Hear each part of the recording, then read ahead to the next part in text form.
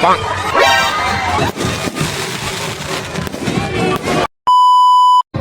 Hi guys! Diri kami sa may eskwelahan. Okay, so ladies and Nandito kami sa may gentlemen, eskwelahan guys. Paskong Pinoy concept. Pasok Pinoy. Which Diri guys, meron creativity and originality. mga kubok. This includes Cluster 4. Tapos, cluster. Na nilagyan kanilang ano. Ito tayo sa cluster 2. cleanliness and orderliness. At Paskong Pinoy concept with So ito na nga po mga wonder madiskarte ko at habang wala pa pong event ay nag-video muna kami ng aking baby para meron po kaming remembrance dito sa eskwelahan ng aking anak dito sa Datalbatong, Sarangani Province. Ayan, super late na nga po itong upload ko nga pala pero ipopost ko pa rin. Panoorin niyo po ako until the end at sigurado ko pong matatawa talaga kayo. Panoorin niyo po hanggang dulo.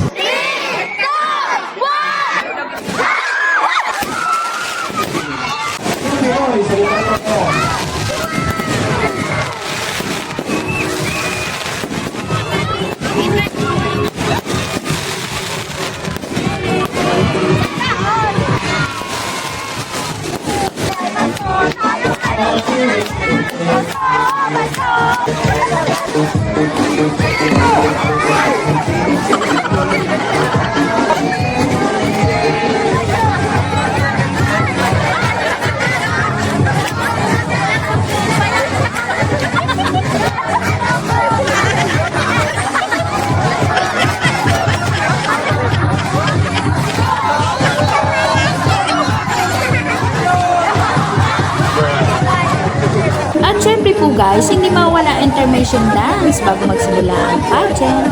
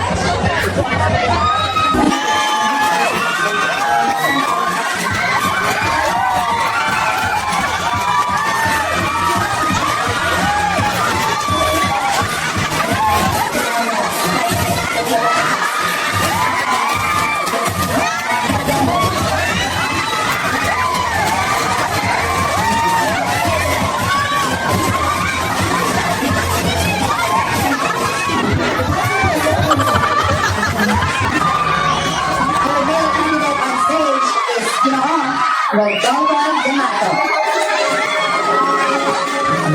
Representing Cluster 2, Santo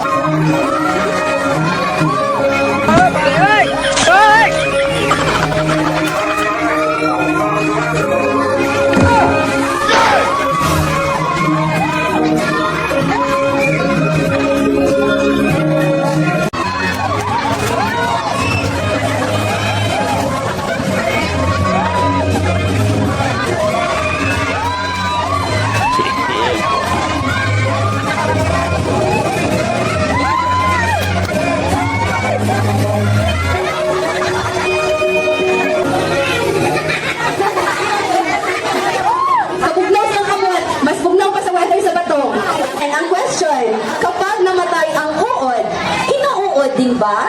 Tapos na, no? Ang ulot, napatay siya, maging ulot pa rin. Nasa ang ulot, patay na eh. Thank you. Kailangan namin ng translator. Sige. Sige, ang question kay... Wala pa ha? Wala pa.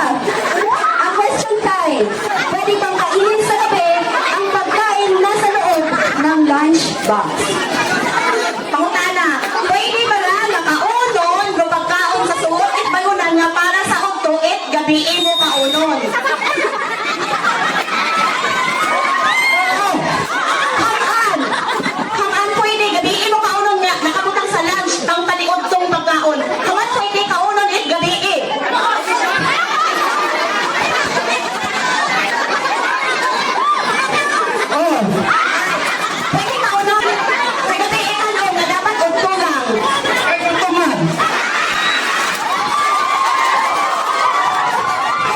Grabe talaga mga question and answer. Maluloka ka talaga.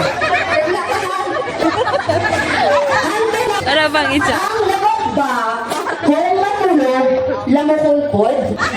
Iyon siguro? Siyempre guys, meron ding intermission singing.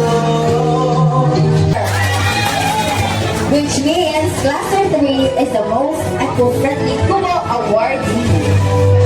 The overall award for the Paskong Pinoy Christmas Kubo Lighting Competition. Our overall